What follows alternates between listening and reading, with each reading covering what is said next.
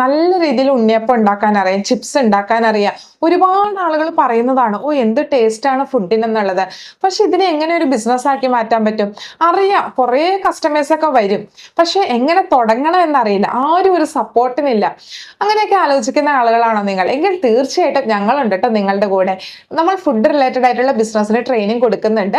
എങ്ങനെയാണ് നിർമ്മിക്കുന്നത് എന്നതൊഴിച്ച് ബാക്കി എല്ലാ കാര്യങ്ങളും നിങ്ങൾക്ക് ഞങ്ങളോട് ചോദിക്കാനായിട്ട് സാധിക്കും.